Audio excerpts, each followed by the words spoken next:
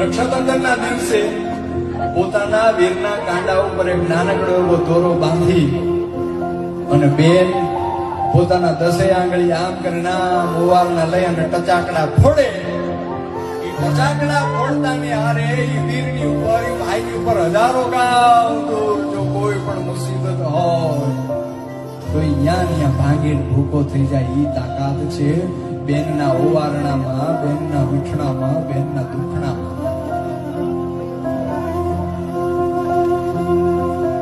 કોણ બનાવે રીંગણીને કોણ ઝુલાવે પીપળી, કોણ બનાવે રીંગણીને કોણ ઝુલાવે પીપળી, ભાઈની બેની લાડકીને ભાઈ ઝુલાવે, એ ભાઈની